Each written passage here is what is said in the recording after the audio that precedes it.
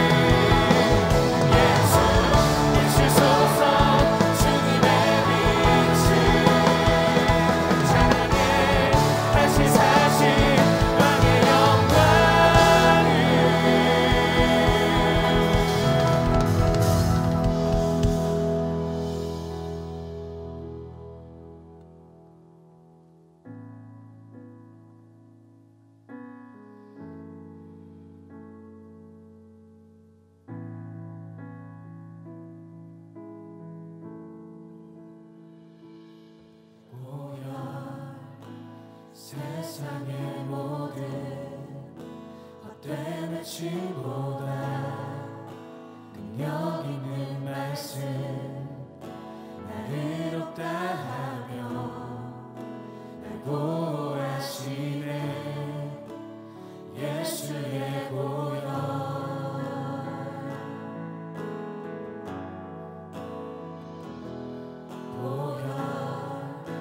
세상의 모든 헛된 외침보다 능력 있는 말씀 날 의롭다 하며 날 보호하시네 예수의 보혈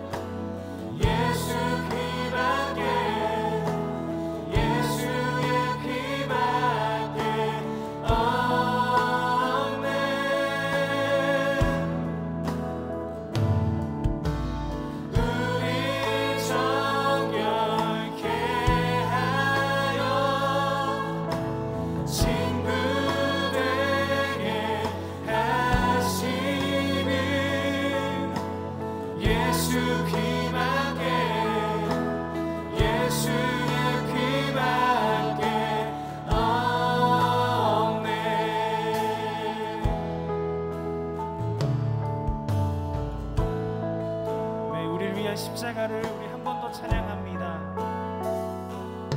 십자가 은혜의 증거 주 마음 알게 우리 길 대신에 담대히 나가네 세상 의지 않고 오직 주 보혈로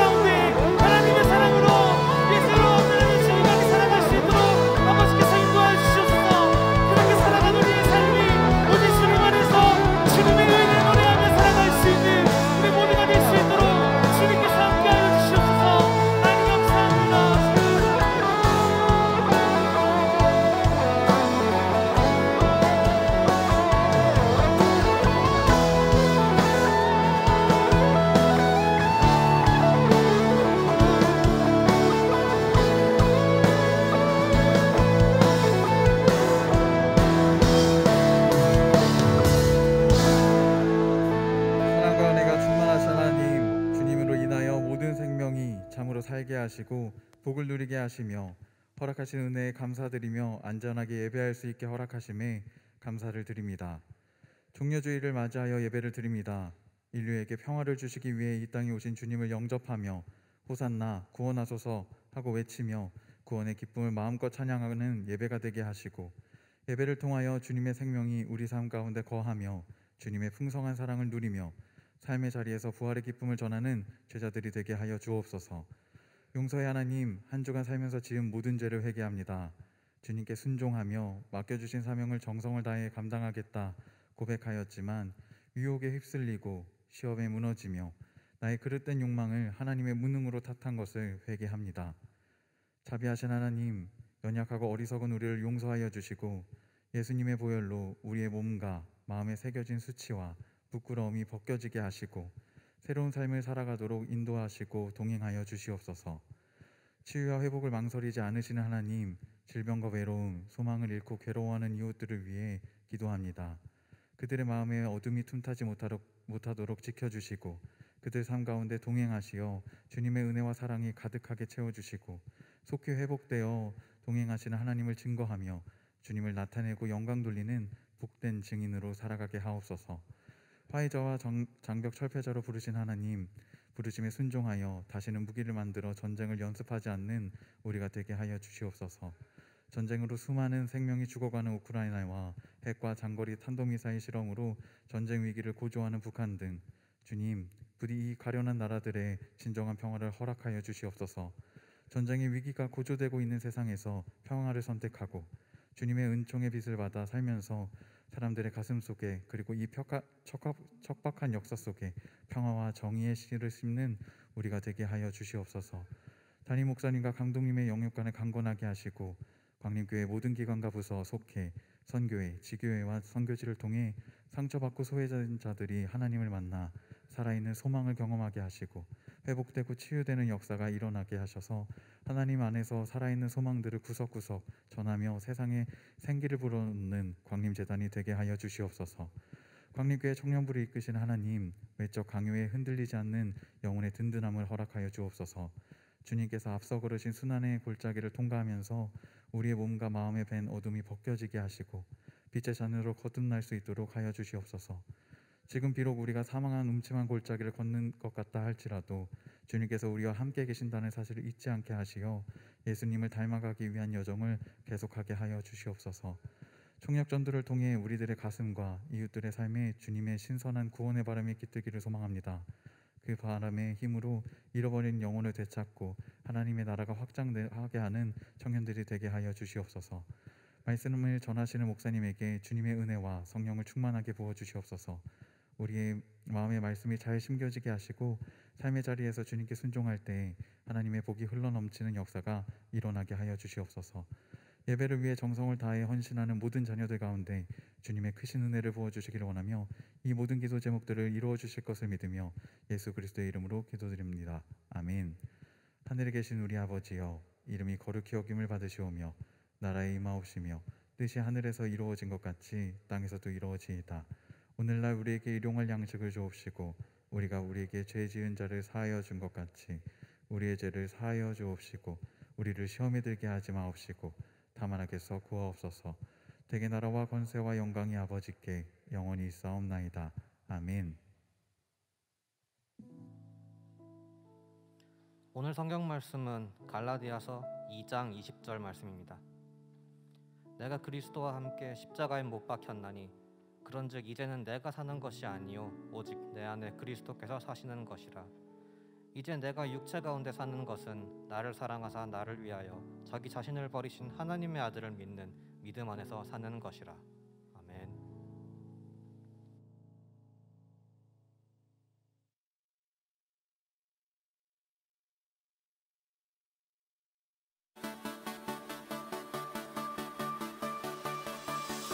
주님 바라본 넌 내 영혼 살아나 새 생명 주시는 나의 예수 하늘 위 펼쳐진 깊고 넓은 사랑 나 이제 발견해 주 안에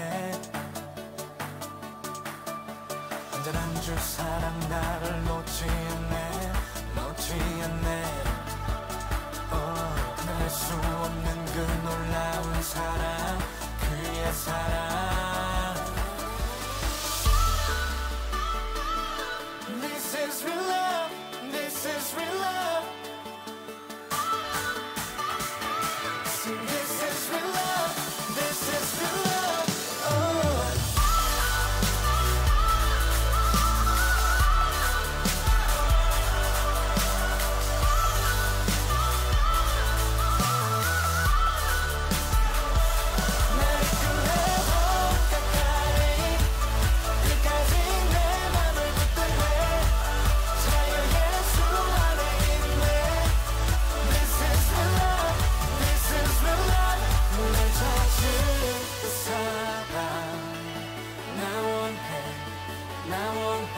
내 모든 마음 주의 것 완전한 주 사랑 나를 놓지 않네 놓지 않네 끝낼 수 없는 그 놀라운 사랑 그의 사랑 나를 끝내도 끝까지 끝까지 내 맘을 붙들네 자유 예수 안에 있네 This is real love This is real love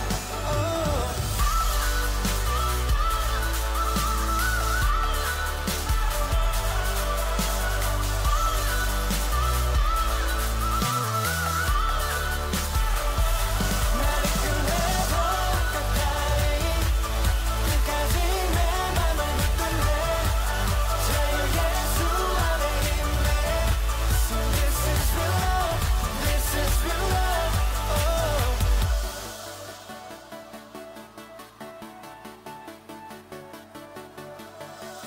주님 바라보면 내 영혼 살아나 새 생명 주시는 나의 예수 One, two, three, jump!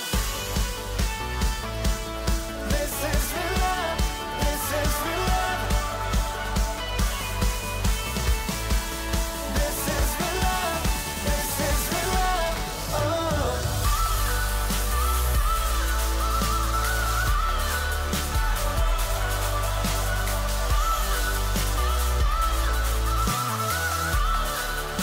나를 끝내도 끝까지 끝까지 내 맘을 붙들네 자유 예수 안에 있네 This is real love This is real love This is real love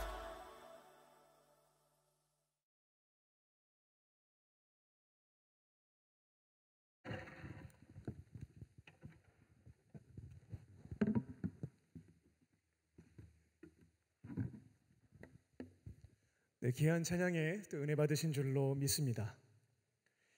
오늘 주일 예배에 오신 광림의 모든 권속들과 우리 청년들 위해 하나님의 크신 은혜와 평강이 충만하시기를 주님의 이름으로 축원합니다. 네, 이번 주는 이제 교회력에 따르면 종려주일입니다. 예수님이 지난 3년간의 공생의 사역을 다 마치시고요. 하나님께서 부탁하신 마지막 사명입니다. 이 십자가 사명을 감당하시고자 예루살렘에 들어가시게 됩니다. 그곳에는 이제 유대인의 최대 명절이었던 유월절을 지키기 위해서 대략 한 270만 명 정도 모여 있었던 것으로 추정을 합니다. 굉장히 많은 인파가 몰려 있었습니다. 며칠 전에 예수님은 예루살렘 근처에 있었던 베다니에서 이미 장례를 치르고 있었던 나사로를 살려주셨죠. 이 소문이 예루살렘까지 퍼졌기 때문에 그분이 들어오신다라고 할 때 많은 이들이 몰려들었습니다. 예수님이 나귀 새끼를 타고 예루살렘 성에 들어오시게 되었을 때 많은 이들이 신적인 능력을 가지고 있었던 예수님, 죽은 자까지 살리셨다라는 그 소문을 붙잡고 구경하고자, 그리고 혹시나 메시아가 아닐까 하는 기대감을 가지고 찾아왔습니다. 그리고 그곳에 모여 있었던 사람들은 예수님께 이 종려나무 가지를 흔들기 시작했습니다. 여기에서 종려나무라고 하는 것은 승리와 기쁨을 상징합니다. 그러니까 그 당시에 왕이나 군대의 지휘관이 전쟁에서 승리를 거두고 돌아오게 되면, 그렇게 예루살렘 입성하게 되면요, 많은 이들이 승리를 상징하는 종려나무까지를 막 흔들면서 환호를 했던 겁니다. 그들은 다윗의 후손이었어요. 이스라엘의 가장 큰 부국 강병을 가져다 주었던 다윗의 후손, 또 그 중에 우리를 구원해 줄 메시아가 올 것이다 라고 하는 예언이 있었기 때문에, 예수님이 다윗의 자손 메시아로서 로마 제국의 압제와 수탈에서부터 우리를 건져주겠구나 라는 마음을 가지고 호산나를 외치며 종려나무가지를 흔들었습니다. 호산나라고 하는 것은 우리를 구원해 주세요 라는 의미를 가지고 있습니다. 하지만 예수님이 나귀를 타고 예루살렘 성에 들어가시게 되었을 때에는 유대인의 왕이 되시기 위해서 들어가신 것은 아니었습니다. 신적인 능력을 가지고 로마 제국과 전쟁을 하여서 지중해 연안의 패권을 장악하기 위해 입성하셨던 것도 아니었습니다. 예수님이 공생의 마지막 순간 예루살렘 성에 들어가신 이유는 뭐냐면 죽으러 가셨습니다. 머리끝에서부터 발끝까지 극심한 고통을 겪으시고 십자가에 달려 죽으시고자 예루살렘에 들어가셨습니다. 예수님은 예루살렘, 바로 오늘 주일이죠. 오늘 종려주일인 오늘 예루살렘 성에 들어가시게 되었고, 그 이후에 한 주 동안 성전을 정화시키고 성만찬을 제정하시고 제자들의 발을 씻겨주시고 겟세마네 동산에서 마지막 기도를 드리셨습니다. 그리고 금요일 마지막 때가 되었을 때 산헤드린 공회로 끌려가서 종교 재판을 받으시고 결국에는 사형 선고를 받게 됩니다. 로마의 총독이었던 빌라도는 예수님에게 죽일 만한 죄를 찾지 못했다라고 얘기는 했습니다만, 만약 사형 집행을 하지 않게 되면 약 200만 명 이상이 몰려든 상황에서 폭동이 일어날 수가 있었습니다. 그렇게 폭동이 생겨서 관리를 잘 못하게 되면 이 빌라도 자리가 위태로워질 수 있었기에 그들이 원하는 대로, 많은 이들이 요청하는 대로 사형 집행을 하게 됩니다. 그렇게 예수님은 아무런 죄가 없으셨음에도 불구하고 십자가에서 처형을 당하게 되십니다.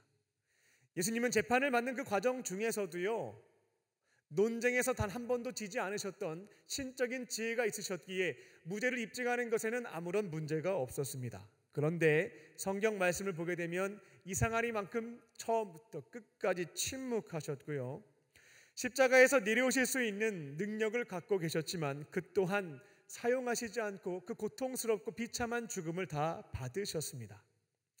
하나님은 독생자 예수님께 인류를 죄와 죽음에서부터 구원하려고 한다면 너가 죽어야 한다 라고 말씀을 하셨고요, 내가 속죄 제물이 되어서 모든 죄인들의 죄값을 다 받을 때 죄인들이 죄사함과 영원한 생명을 얻을 수 있다 라고 말씀을 하셨습니다.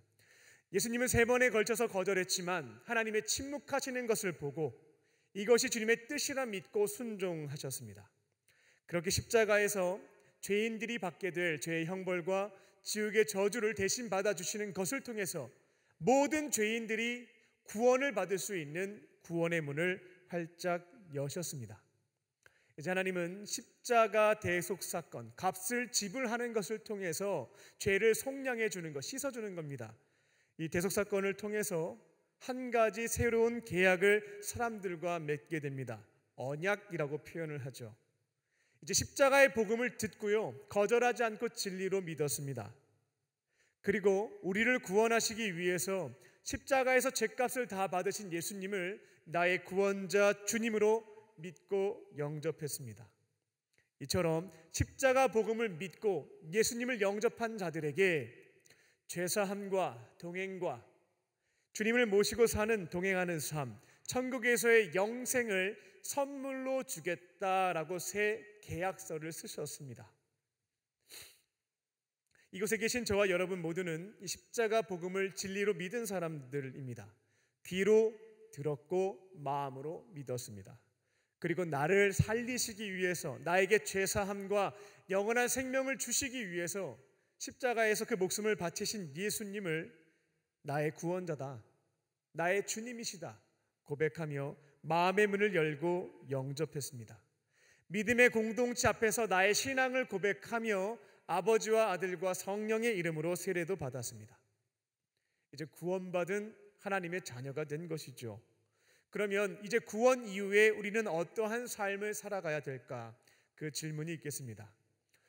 오늘은 십자가 복음을 믿고 예수님을 영접함으로 구원받은 자들이 어떻게 살아가야 하는가, 그 점에 대해서 말씀을 전합니다.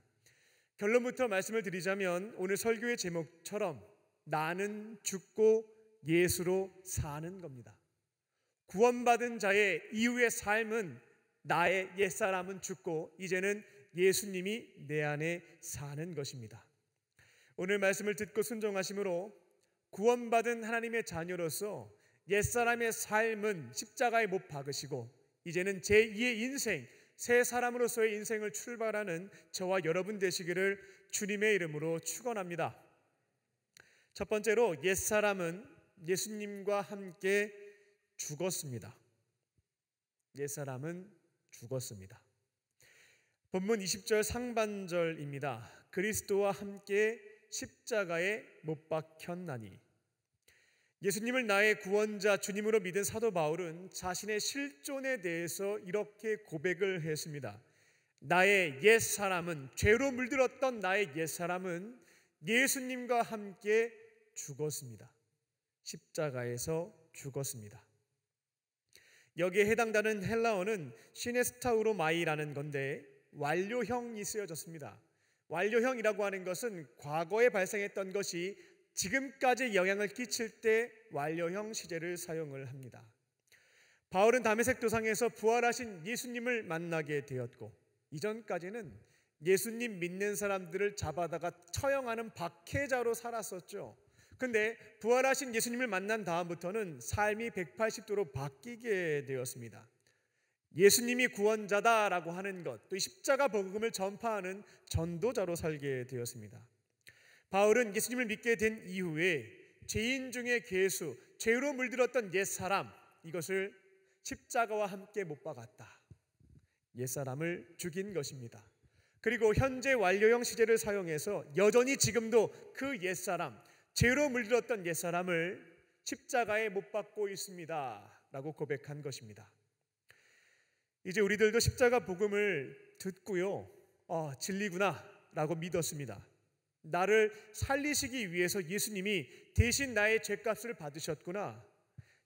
이 또한 믿고 예수님을 나의 구원자로 영접했습니다.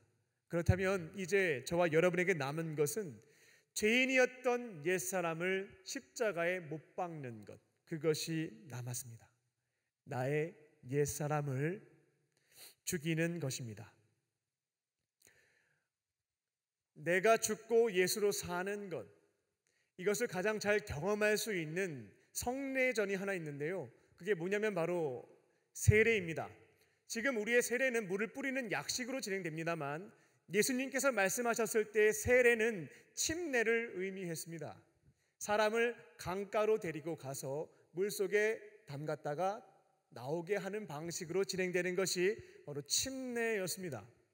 예수님을 구원자로 믿은 사람들은 예수님의 명령에 따라 반드시 아버지와 아들과 성령의 이름으로 세례를 주라고 하셨기에 강가에 가서 침례를 받아야만 했습니다.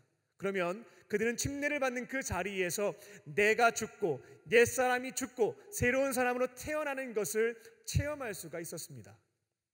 물속에 잠기게 되면 숨을 쉴 수 없게 됩니다. 죽음을 경험하는 거죠. 죄로 물들었던 옛사람, 예수님을 믿기 이전에 나의 삶은 그 물속에서 죽는 겁니다. 십자가에 못 박는 것이죠. 그리고 바깥으로 푸 나오게 되면 숨을 쉴 수 있게 됩니다. 다시금 새 생명을 얻게 되는 거죠. 예수님과 함께 새로운 삶, 새 사람으로서의 삶을 출발하는 것입니다. 예수님은 이처럼 구원받은 이후에 옛사람은 죽고 새 사람으로 살아갈 수 있는 것들을 체험할 수 있고자 이 침례를 명하셨던 것이었습니다. 1930년 초에 복음이 조선 땅에 들어왔을 때에 평양의 유명한 깡패였던 사람이 예수님 믿고 목사님이 된 사람이 있었습니다. 김익두 목사님이라고 하는 분이신데요, 검색해 보시면 조금 더 자세한 내용들을 보실 수가 있겠습니다. 성격이 굉장히 개팍했고요, 싸움을 잘했다라고 합니다. 그래서 아무도 평양에서 기믹두를 이기는 사람은 없었다라고 합니다. 원래는 집이 잘 살았는데 아버지가 돌아가시면서 가세가 기운 거죠. 가난해지면서 그 다음부터 깡패로 변해갔다라고 합니다. 그 동네에서 기믹두에게 맞지 않은 사람이 한 명도 없었다라고 해요. 돈을 빼앗겨보지 않은 사람도 한 명도 없었다라고 합니다. 또 매일 술에 취해서 인생을 허비했다라고 합니다. 근데 그가 소알론 선교사를 통해서 예수님을 영접하게 되었습니다. 처음에는 벽돌로 머리를 치고요, 막 괴롭혔는데 나중에 예수님을 믿게 되었죠. 그는 영접한 이후에 미친 사람처럼 살았다라고 합니다. 매일 소리내어서 울었고 성경을 읽겠다고 잠도 자지 않았고 밥도 먹지 않았다라고 합니다. 그렇게 이제 회심의 경험을 한 거죠. 하지만 옛날에 기믹두를 알고 있었던 사람은 아무리 그가 회심했다 할지라도 두려웠던 거죠. 만나기를 꺼려했습니다. 제 거짓말일 수 있어 라고 의심했던 거죠.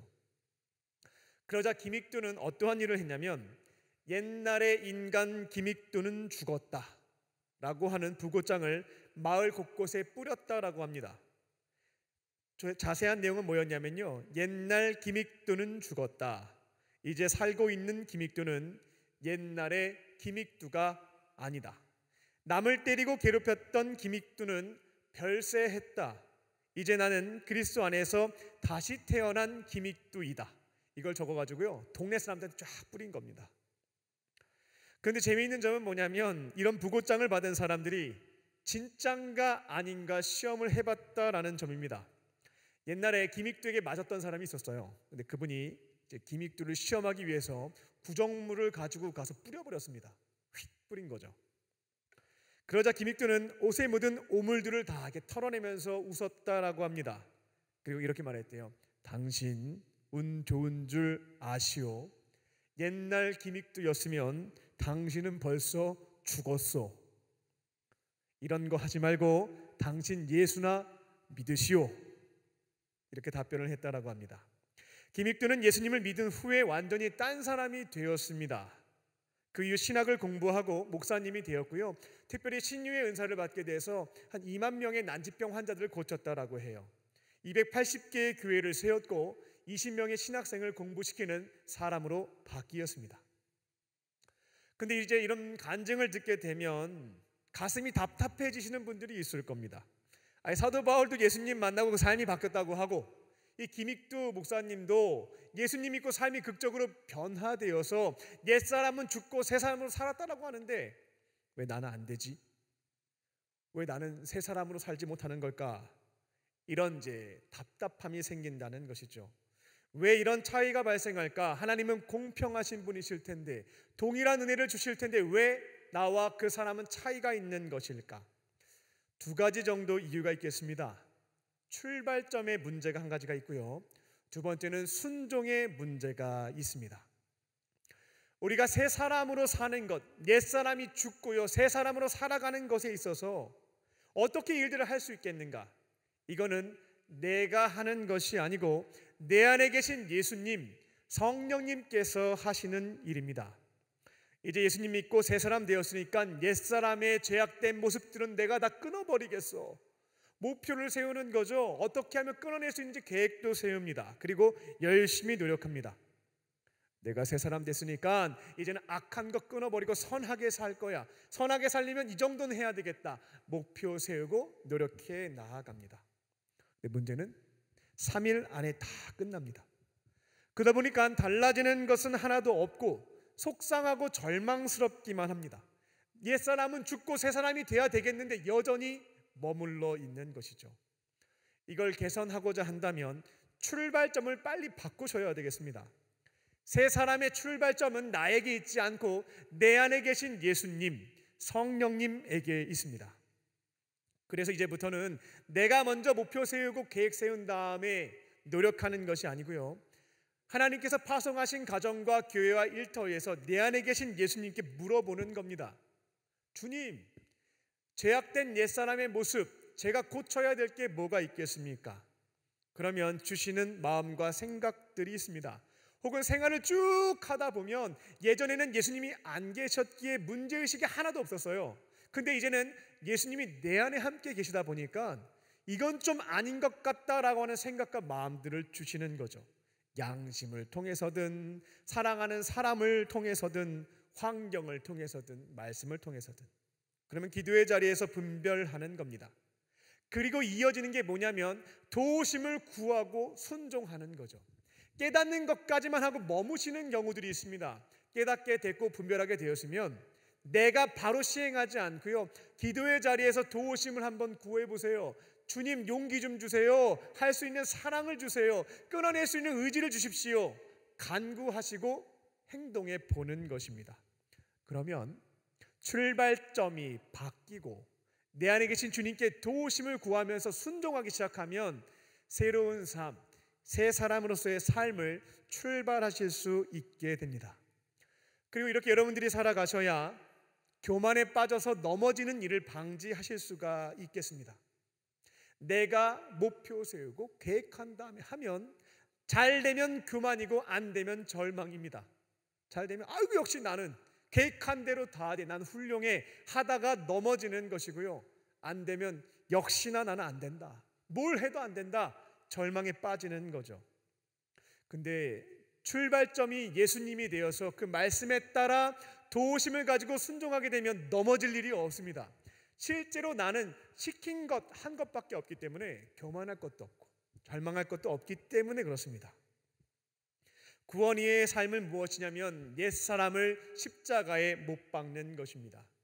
죄인이었던, 죄에 물들었던 나의 옛사람을 십자가에 못 박으시고 이제는 예수님과 함께 새 사람으로 새로운 인생을 살아가는 저와 여러분 되시기를 주님의 이름으로 축원합니다. 두 번째로, 내 안에 그리스도가 사십니다. 내 안에 예수님과 함께 살아갑니다. 20절 말씀입니다. 이제는 내가 사는 것이 아니라 내 안에 그리스도께서 사신다. 사도 바울은 그렇게 고백을 했습니다. 바울은 이전까지 자기 자신이 주인이 되어서 살아왔습니다. 그는 바리새인이었고요, 경건주의자였습니다. 또 613개 율법을 철저히 배우면서 지키는 율법주의자이기도 했습니다. 그렇게 율법을 지켜가면서 자기 의의를 많은 이들에게 자랑하며 살았던 인물이었습니다. 이렇게 살면 하나님께 인정도 받고 곁에 있는 사람들에게 존경도 받을 것이다 라고 착각하면서 살아왔습니다. 그런데 예수님을 믿은 다음부터는 경건주의자, 율법주의자였던 옛사람이 죽었습니다. 십자가에 그리스도와 함께 못을 박았던 것입니다. 그리고 이제는 내 안에 계신 예수님, 그분을 주인으로 모시고 그 말씀에 따라 순종하는 새 사람이 되었습니다. 그러니까 예수님을 믿은 다음에 주인이 바뀐 거예요. 내 마음에 중심 보좌가 있다라고 한다면 그 보좌에 이전까지는 내가 앉아 있거나 헛된 것들이 앉아 있었는데 믿음 이후부터는 예수님이 주인으로 앉아 계신 것입니다. 우리들도 마찬가지입니다. 예수님을 믿기 이전까지 내 삶의 주관자는 나였습니다. 그래서 내가 하고 싶은 대로 살아왔습니다. 하나님이 정해놓으신 선악의 규정이 성경에 있는데 배우고 싶은 마음도 없었고 알 필요도 없다라고 생각을 했습니다. 누가 말해줘도 따를 필요성을 느끼지 못했습니다. 나에게 좋은 일이 곧 선이고 나에게 나쁜 일이 곧 악이었습니다. 이렇게 선악을 자기 멋대로 규정을 해놓고 내가 좋아하는 것만 추종하면서 살아왔습니다. 거기서 멈추면 괜찮은데요, 이 기준을 가지고 가정과 교회와 일터에서 특별히 나보다 힘이 없는 사람들에게 내가 만들어놓은 선악의 규정을 막 강요하면서 아픔도 주고 상처도 주고 고통을 주면서 살아왔던 거죠. 하나님이 제일 분노하시는 일들을 한 겁니다. 가장 고귀한 생명에게 고통을 주는 것. 그렇게 내가 주인이 되어서 죄인으로 살아왔던 것입니다. 그런데 이제 십자가 복음을 믿었고요, 내가 주인 되어 살았던 옛사람은 죽었습니다. 십자가에 못 박아 죽었습니다. 세례 받으면서 물에 수장됐습니다.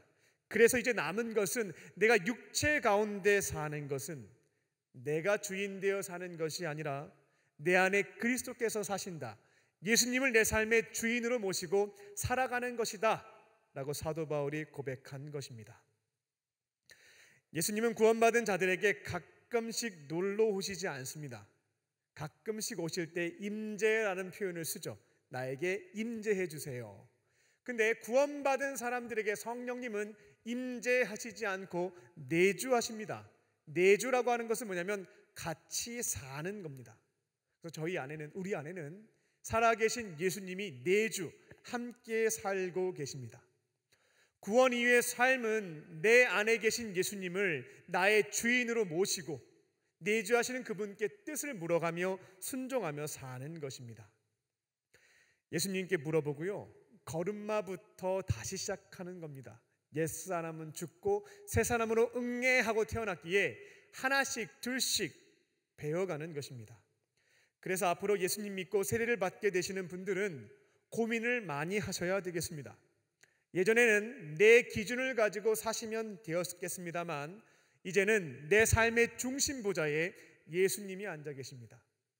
예수님의 선악의 기준도 배우셔야 되겠고요, 모든 상황 속에서 예수님의 뜻이 무엇인지를 찾고 분별하고 지켜가야 하니까, 이게 바로 새 사람의 삶이니까 고민의 시간이 늘어난다라는 겁니다. 처음에는 시간이 많이 필요할지도 모릅니다. 어려울 수도 있고 나에게 맞지 않는 옷을 입은 것과 같은 불편함도 있겠습니다. 그런데 그 삶을 꾸준히 그 방향을 가지고 걸어가시게 되면 조금씩 예수님의 가치관과 세계관과 인간관과 윤리관이 나에게 형성되는 것을 경험하실 수가 있게 돼요. 그리고 그렇게 살아가는 것이 불편하지 않고 익숙하고 편안해지기 시작합니다. 그때 깨닫죠. 야, 이게 진짜 자유로운 삶이구나. 이게 자유한 삶이구나. 그래서 내 삶에 작은 문제가 발생하게 되면 이곳에 계신 세 사람들은 내가 기뻐하고 내가 선하게 생각하고 내가 즐거워하는 것으로 선택하지 않고요, 예수님이 선하게 여기시는 것, 기뻐하시는 것, 온전하게 여기시는 것을 분별해 보는 겁니다. 정 모르겠으면, 어떠한 선택과 판단을 내려야 되는지 모르겠으면 속회에 가서 이야기를 꺼내고 같이 함께 성경을 뒤져가면서 기도하면서 주님의 뜻을 찾아가는 겁니다. 찾았으면 기도의 자리에서 적용할 수 있는 지혜를 구하시고요, 도우심을 구한 뒤 순종하는 것입니다. 오늘 본문인 갈라디아서를 기록한 사도 바울은 예수님을 믿는 사람들을 잡아다가 처형했던 박해자였습니다. 초대교회 7 집사님 중 한 명이었던 스데반 집사님, 대단하신 분이었어요. 사도 바울도 그렇고 이 스데반 집사님도 그렇고 유대교의 3대 랍반이라 불리는 가말리엘의 문화생이었는데 스데반은 투제자였거든요. 근데 이 사람이 예수님 십자가 복음을 듣고 회심을 했습니다. 많은 유대인들이 예수님을 가짜라고 했지만 스데반은 진짜라고 선포했죠. 결국 그 일로 인해서 순교를 당하게 되는데 돌에 맞아 죽게 됩니다. 그 현장에 있었던 사람이 바울이었습니다. 그런데 다메섹 도상에서 부활하신 예수님을 만났고 회심하게 되죠. 박해자에서부터 전도자로 인생이 달라졌습니다. 그의 인생이 바뀌기 시작했는데 가장 큰 변화는 무엇이었냐면 주인이 바뀐 것입니다. 삶의 주인이 바뀐 것, 이게 바로 새 사람에게 있어서 가장 큰 특징이었다는 것입니다. 이전까지 바울의 삶의 주관자는 바울이었습니다. 그런데 예수님을 믿은 다음부터는 예수님이 주인이 되셨습니다. 그 다음부터 이제 바울이 혼자서 결정을 잘 안 합니다. 예수님의 뜻에 따라서 사는 것이기에 내 주인이 무엇을 원하시는지 기뻐하시는지를 분별한 다음에 행동으로 옮겼다는 것이죠. 처음부터 됐던 것은 아닙니다. 오랜 시간 훈련이 필요했고요, 그렇다 하여 완벽해졌던 것도 아닙니다. 그러나 꾸준히 일평생 훈련하면서 주인 되시는 예수님의 뜻에 따라 살아가는 것을 지켜갔다라는 겁니다. 바울이 다메섹에서 회심한 뒤에 부활하신 예수님을 직접 만났잖아요. 그 음성을 들었으니까 이것을 모르고 있고 속고 있는 유대인들한테 너무 전하고 싶었죠. 열정의 사람이었거든요. 그런데 예수님은 13년 동안 조용히 기다리게 하셨습니다. 사실 초창기 바울은 복음을 전하기 위해서 자기가 목표 잡고 계획 세우고 움직였던 사람이었습니다. 다메섹에서 복음을 처음 전했는데 유대인들이 너 배신했다고 죽이려고 들죠. 그래서 아라비아로 피하긴 했습니다만 성경을 보게 되면 가끔씩 복음 전하러 갔습니다. 주님이 가라고 해서 간 건 아니고요. 내 열정에 불타올라서 복음 전하러 갔던 것이죠. 근데 이상하리만큼 열매가 하나도 없었습니다.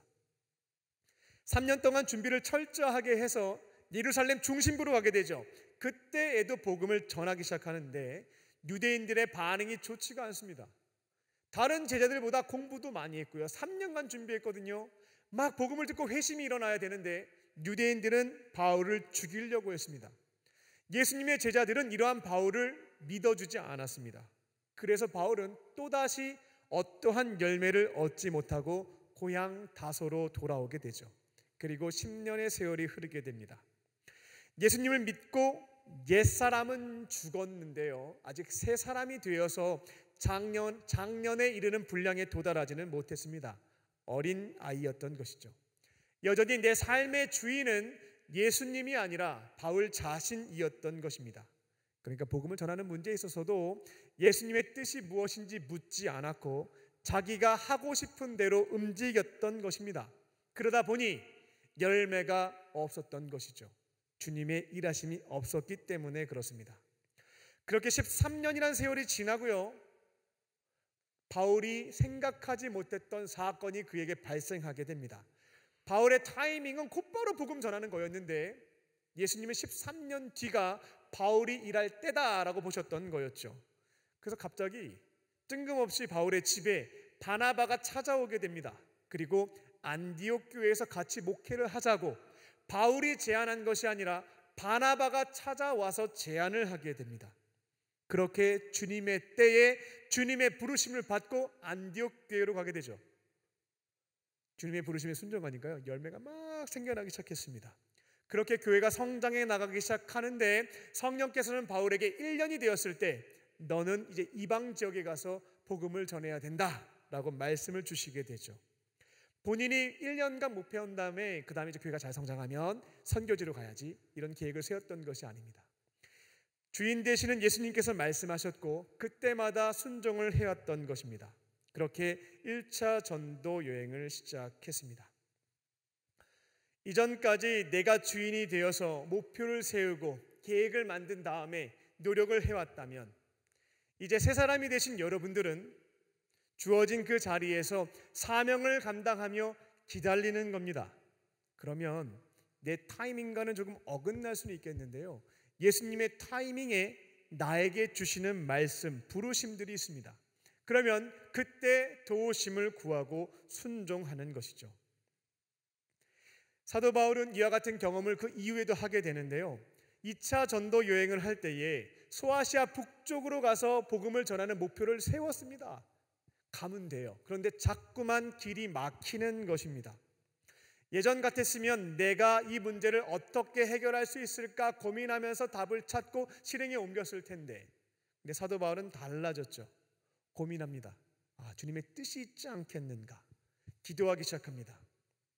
멈춰서서 기도했습니다. 그런데 그때 성령께서 유럽에 대한 환상을 보여주시게 되죠. 마게도냐 지역에 있는 사람들이 우리에게도 와서 복음을 전해달라고 하는 그 환상을 보게 하십니다. 그래서 사도 바울은 내 계획을 틀고 유럽에 가서 주님의 뜻에 따라 복음을 전하게 되죠.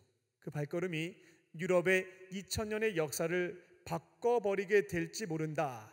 이 사실은 바울은 알지 못한 채 순종해서 복음을 전했습니다. 옛사람은 십자가에 못 박혀 죽었습니다. 이제 저와 여러분은 새 사람이 되었습니다. 그럼 이제 어떻게 사셔야 되냐면요, 옛사람은 죽었으니까요, 내 안에 예수님을 주인으로 모시고 작은 것부터 주인의 뜻을 묻고 분별하고 도우심을 구하며 순종하는 삶을 시작하실 줄로 믿습니다.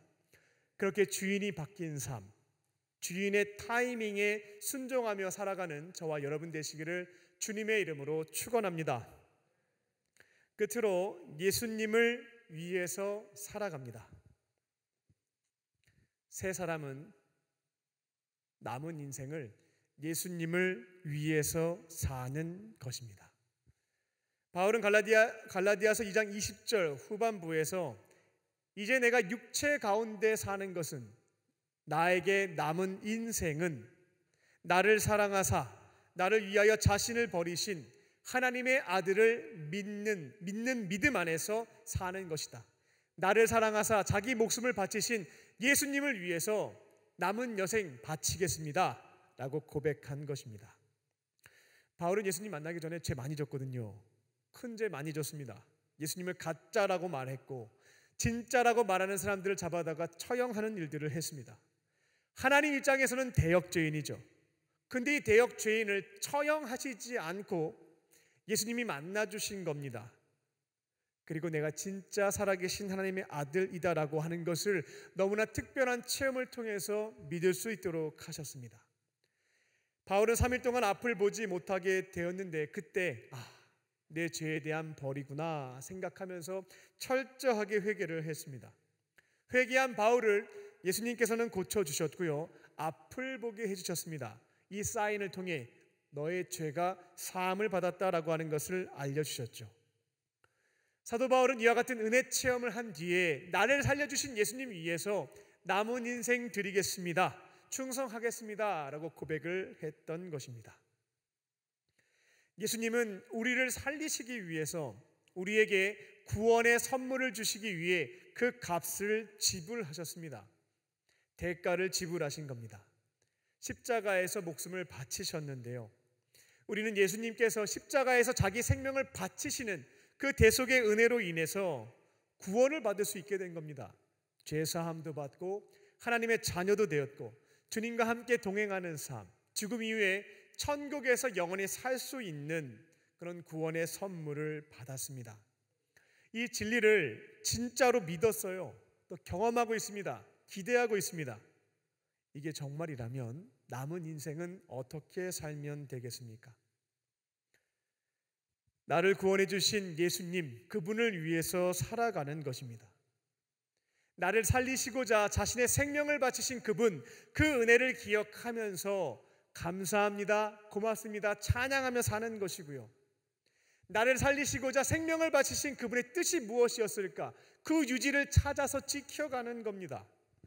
그리고 그분이 부탁하신 사명에 대해서 정성을 다해서 감당하며 사는 것, 이게 바로 새 사람이 살아가야 하는 모습이다라는 것입니다. 새 사람은 나를 위해 죽으시고 부활하신 예수님, 너무 감사하잖아요. 매일의 예배를 통해서 그 마음을 고백하며 살아갑니다. 어떤 분이 저에게 주일 예배 왜 드리나요? 라고 물어보신 적이 있는데요, 덧붙여서 이렇게 얘기했습니다. 주일 예배 드려도 저한테는 아무 도움이 안 됩니다, 이런 설명을 하셨어요. 근데 제가 이건 엄청난 착각이자 오해입니다 라는 설명을 드렸습니다. 예배라고 하는 것은 나를 위해서 참여하는 것이 아닙니다 라고 설명을 드렸죠. 만약 이곳에 계신 분들 중에 예배를 통해서 재미를 얻고자 하시는 분들이 있다면 오락 프로그램을 보는 것이 훨씬 더 좋을 겁니다. 인생을 살아가는 데 있어서 성공의 비결을 예배를 통해서 배우고 싶으시다면 차라리 유튜브에서 좋은 강연을 찾는 것이 좋습니다. 예배의 자리에서 좋은 사람을 사귀어 보고 싶다라고 하는 마음이 있다면 차라리 취미가 같은 동호회에 가입하는 것이 훨씬 좋습니다. 예배를 통해서 눈물을 좀 흘리고 내 마음 위로받고 싶다 하시는 분들이 있다면 슬픈 멜로 영화를 보실 것을 추천을 드립니다. 예배라고 하는 것은 나를 위해서 참여하는 것이 아닙니다. 우리를 죄와 죽음에서부터 구원하시기 위해서요, 저 십자가에서 자신의 목숨을 바치신 예수님, 주님 감사합니다, 주님 고맙습니다, 주님 덕분에 제가 살았습니다, 이 마음을 고백하고 표현하는 자리가 바로 예배입니다. 주님을 위해서 드리는 것이 예배이지 나를 위해서 참여하는 것이 아니라는 것입니다. 그리고 왜 주일에 모이냐라고 묻는 분도 계셨는데요, 우리를 살리시기 위해서 십자가에 달려 돌아가신 예수님이 부활하신 날이 일요일 아침입니다. 그래서 구원받은 사람들은 이 일요일 아침을 기념일로 정했던 것이고요, 구원받은 자들이 다 함께 모여서 나를 살리시기 위해서 목숨을 바치신 예수님께 주님 감사해요, 고맙습니다, 그것을 주일날 예배를 통해서 드리기 시작했던 겁니다. 그 전통이 지금까지 이어져 오는 거죠. 찬양을 통해서 즐거움을 얻고 내 힘겨운 마음 위로받으려고 부르는 게 아닙니다. 나를 구원해 주신 주님께 기쁨을 드리기 위해서 찬양을 드리는 거거든요. 기도의 자리에서 우리가 많이 내 소원을 성취하기 위해서 기도를 드리는데요, 예배의 기도는 뭐냐면 주님 너무 감사해요, 주님 너무나 사랑합니다, 날 살리시기 위해서 목숨까지 바치셨네요, 제가 몸둘 바를 모르겠습니다, 이것을 고백하는 게 바로 기도입니다. 설교 시간에는 인생에 도움이 되는 팁을 받는 게 아니고요, 나를 위해 죽으신 예수님께서 지금 내가 어떻게 살기를 원하시는지 그 뜻을 배우기 위해서, 실천하기 위해서 말씀을 듣는 것입니다.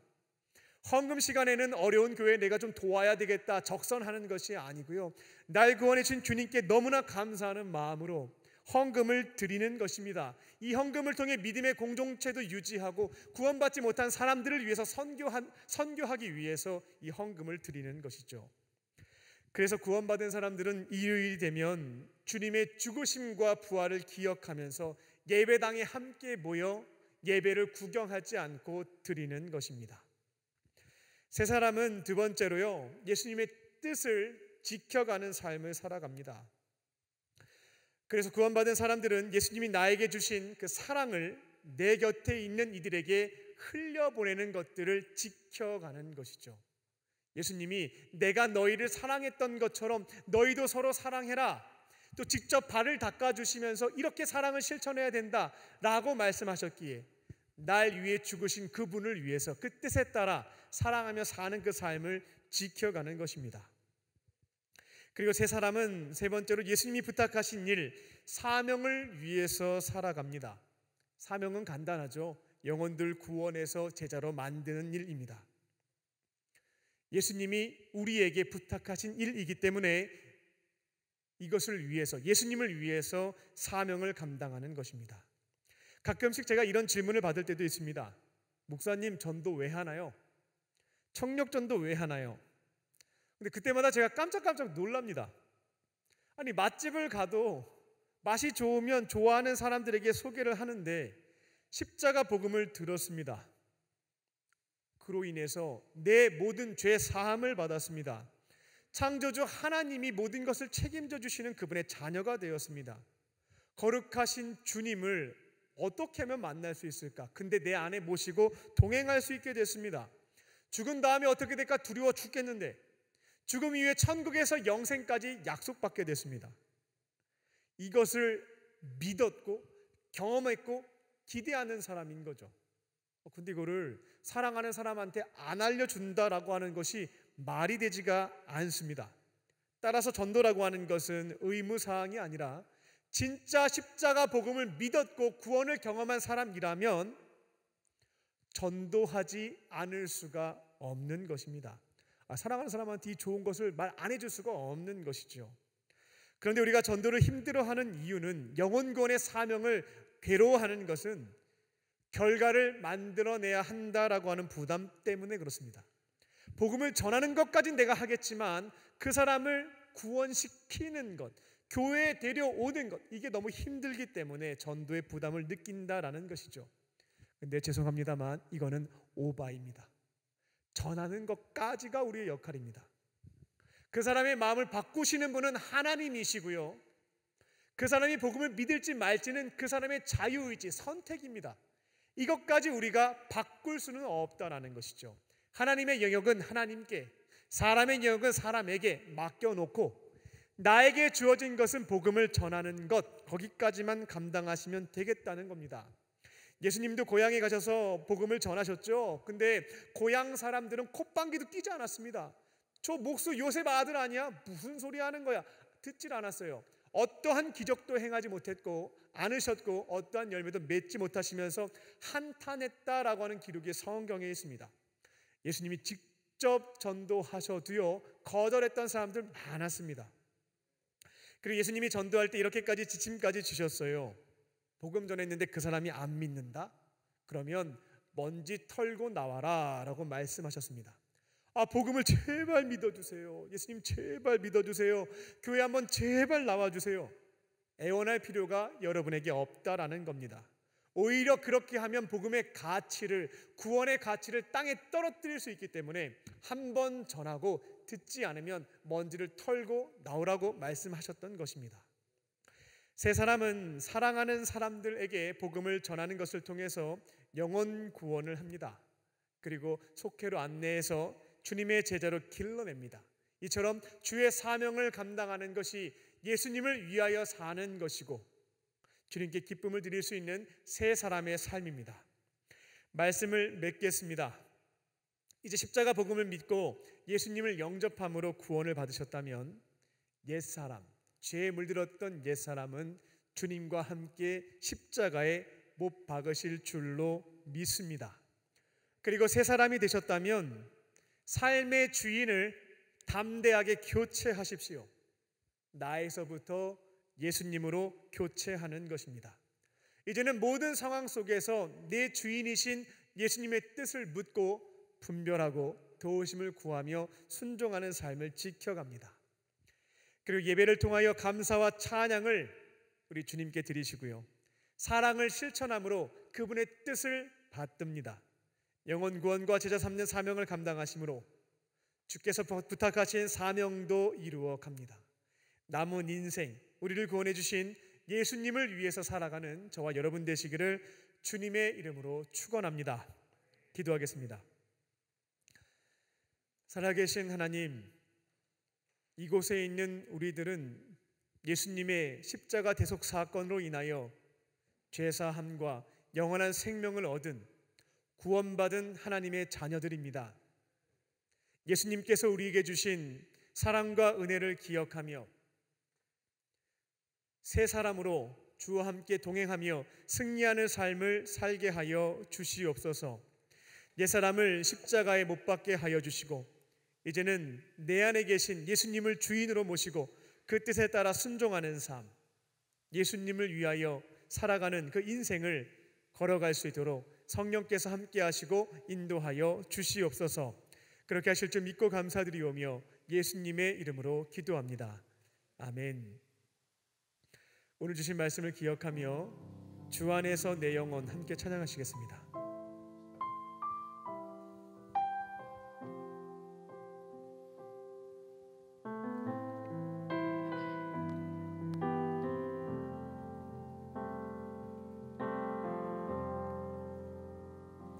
주 안에서 내 영혼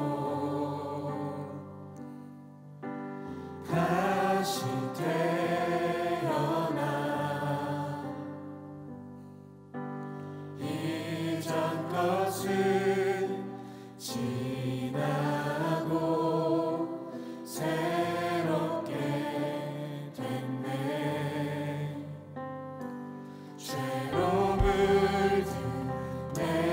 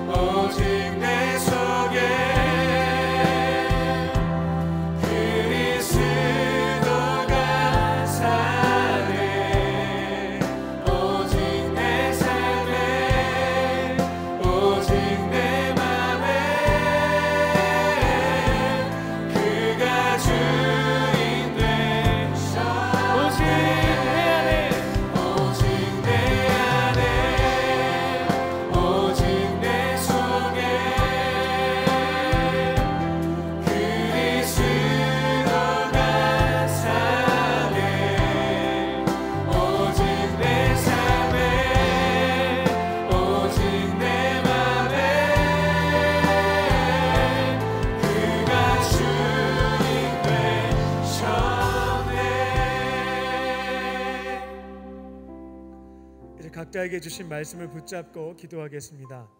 우리 1분 동안 침묵하며 성령님께서 오늘 나에게 주시는 말씀을, 그 음성을 듣겠습니다. 설교 말씀을 기억하려고 너무 노력하지 마시고요. 가만히 기다려 보겠습니다. 그때 주시는 생각, 보여주시는 장면, 들려주시는 음성을 붙잡으시면 되겠습니다. 다 함께 오늘 나에게 주시는 주님의 음성을 듣겠습니다.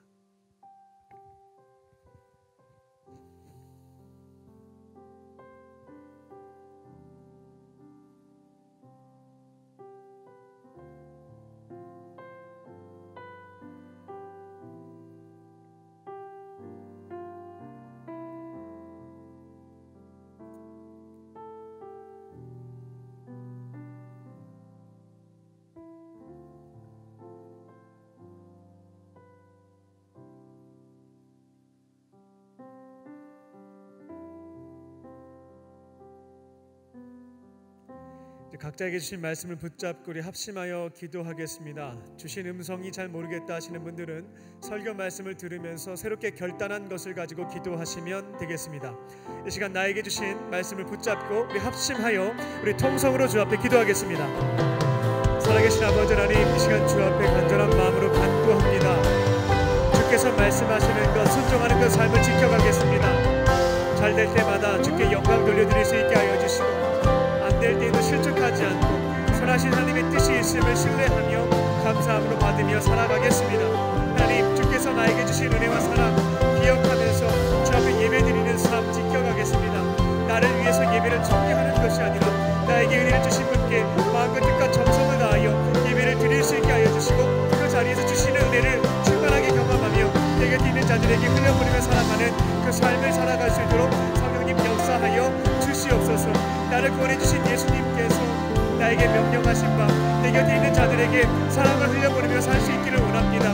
섬기면서 살아갈 수 있게 하여 주시옵소서.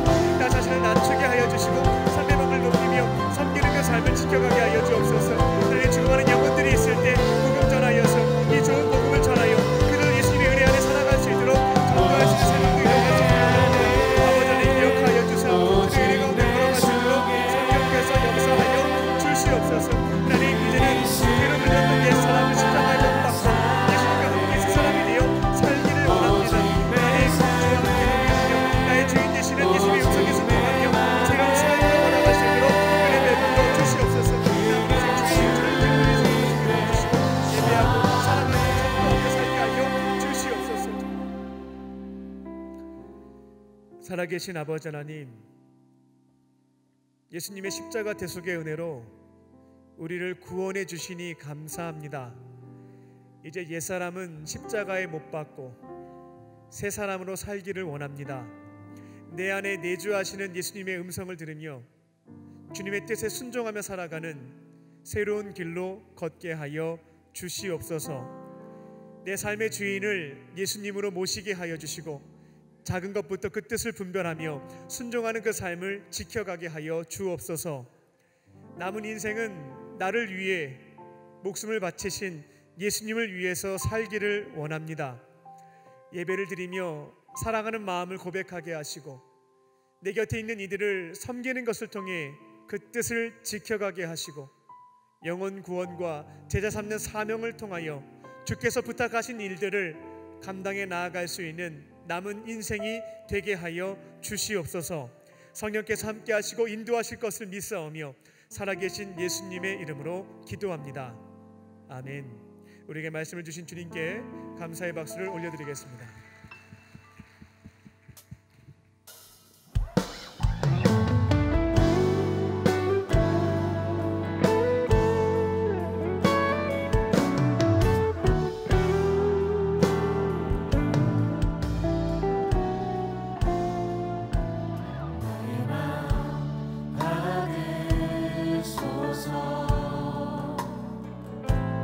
오셔서 주님의 저소 삼으소서.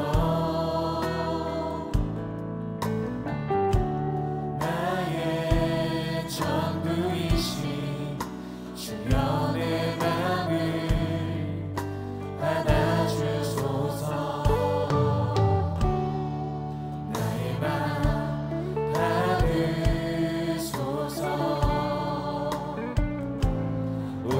오셔서 주님의 처소 삼으소서. 나의 전부이신 주여 내 맘을 받아주소서. 나의 맘을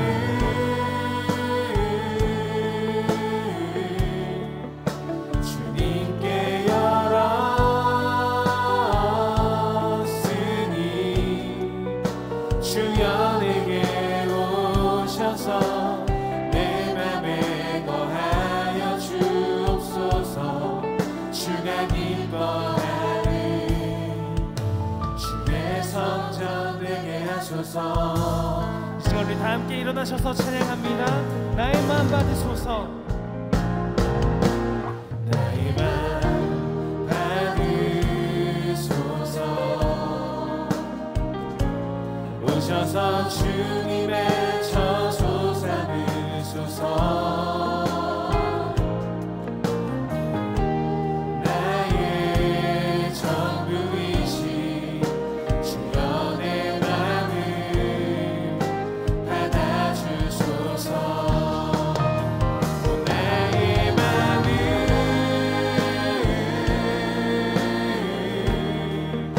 주님께 열었으니 주여 내게 오셔서 내 맘에 거하여 주옵소서. 주가 기뻐하는 주의 전 내게 나의 맘을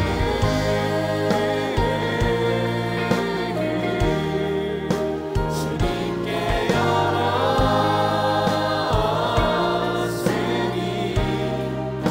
주여 내게 오셔서 내 맘에 거하여 주옵소서.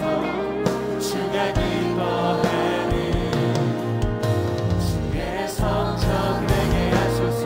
나의 맘 받으소서. 오셔서 주님의 처소 삼으소서. 나의 전부이신 주여 내 맘을 받아주소서. 주여 내 맘을 받아주소서. 주여 내 맘을 받아주소서.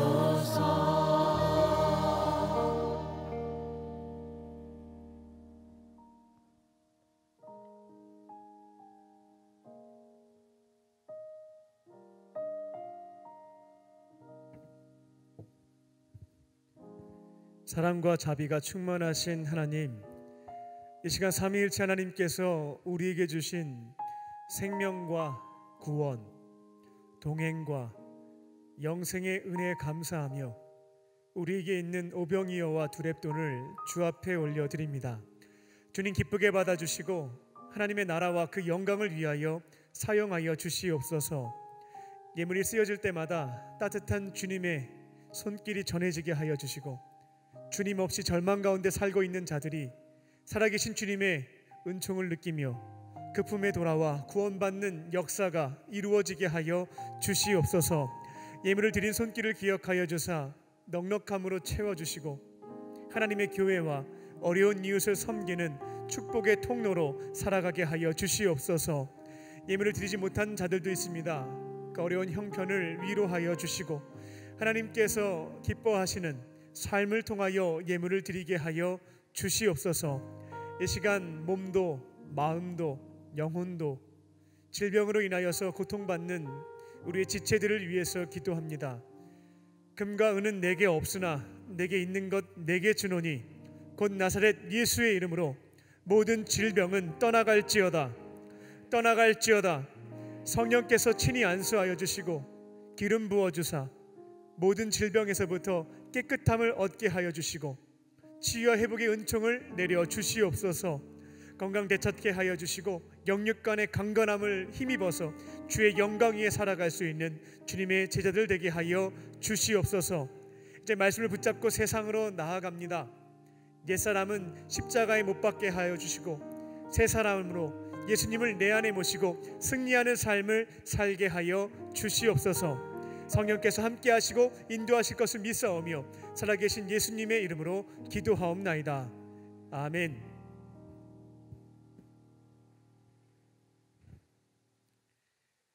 할렐루야. 서로를 향해서 인사를 나누겠습니다. 하나님은 당신을 사랑하십니다 라는 마음을 담아 우리 옆에 있는 분들과 인사하겠습니다. 사랑하고 축복합니다. 축복합니다.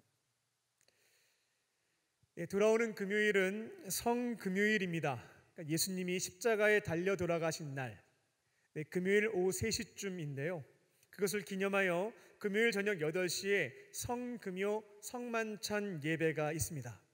이번 주에는 쉐케나 워십이 따로 없습니다. 금요일 날 오셔서 이 성만찬 예배에 참여하시기 바랍니다. 예수님의 고난과 죽으심을 깊이 묵상하시고요, 이 십자가의 은총을 말씀과 성찬을 통해서 충만하게 경험하는 청년들 되시기 바랍니다. 한 주간 금식도 하시고요, 또 헌금도 준비하셔서 감사의 예물로 드리시기 바랍니다. 다음 주는 기독교의 최대 절기 중 하나인 부활절입니다. 예수님이 십자가에 달려 죽으시고 부활하신 날을 기념하여 구원받은 사람들이 다 함께 모여서 감사와 찬양을 드리는 날입니다.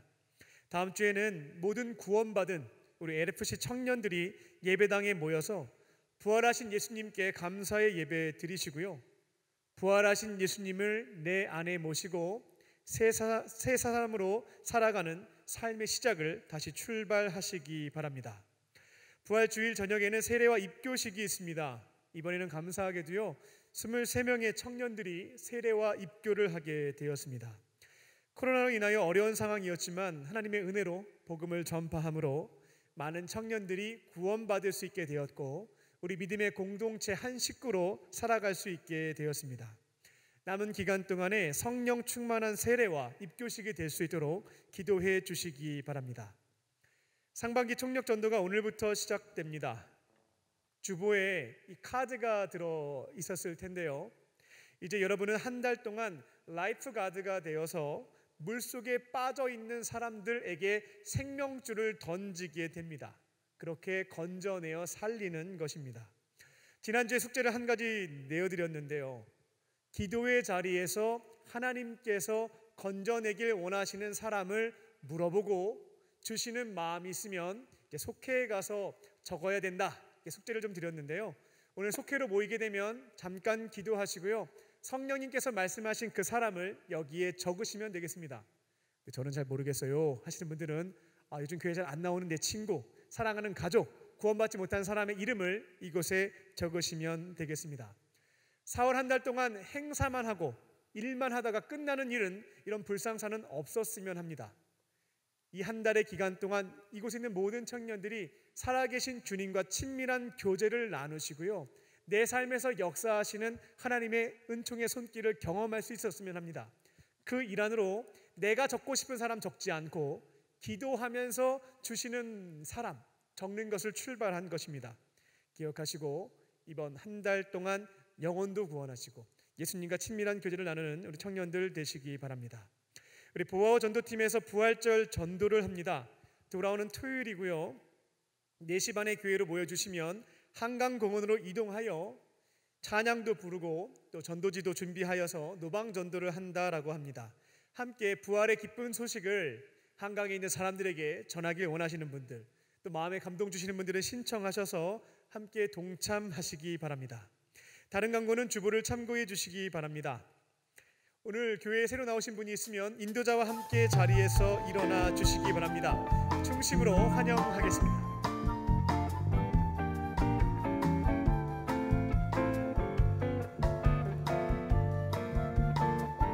우리 곁에 있는 분들을 축복하겠습니다. 나의 사랑, 나의 자녀, 나의 사랑, 나의 자녀, 너의 하나님 여호와 내 맘에 계시니 너를 구원하셨네. 나의 사랑, 나의 너의 이름 언제나 기억하고 계시니 주의 영광으로 가득 채우리라. 우리 박수하며 서로를 축복하겠습니다. 아멘. 다 함께 자리에 일어나셔서 우리 결단하는 마음으로 찬양하겠습니다.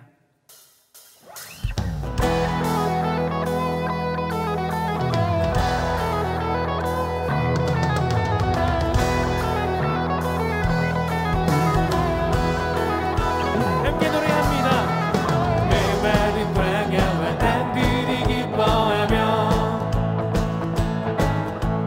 죽었던 사막에 기쁨의 꽃이 피네. 이날의 풍성한 생명의 강이 넘쳐 세상은 주님의 영광을 보게 되리. 그곳에 열리는 그 길은 거룩하니 의로움 잃은 자 주께로 돌아가니 그의 구원을 얻은 자들이 시온으로 돌아오며 노래하리라. 영원한 기쁨 노래가 되어 슬픔도 한숨도 다시 없으리. 주님으로 삶은 삶에는 바로 이러한 삶이 있습니다. 볼 수 없었던 자 두 눈이 밝아지며 주님 안에서 듣지 못하던 자 그 귀가 열리리라. 걷지 못하던 발 사슴처럼 될 것이며 말할 수 없었던 그러로 노래하리. 바로 이곳에서 그곳에 열리는 그 길은 거룩하니 의로움 잃은 자 주께로 돌아가니 그의 구원을 얻은 자들이 시온으로 돌아오며 노래하리라. 영원한 기쁨 노래가 되어 슬픔도 한숨도 다시 없으리. 아멘. 그의 구원을 얻은 자들이 시온으로 돌아오며 노래하리라. 영원한 기쁨 노래가 되어 슬픔도 한숨도 다시 없으리. 기뻐해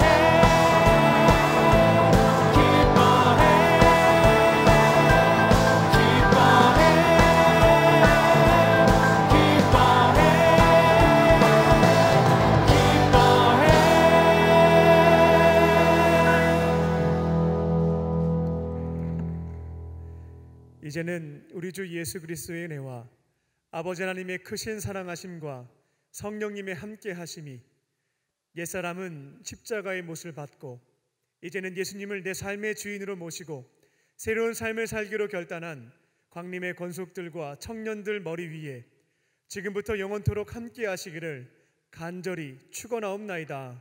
아멘.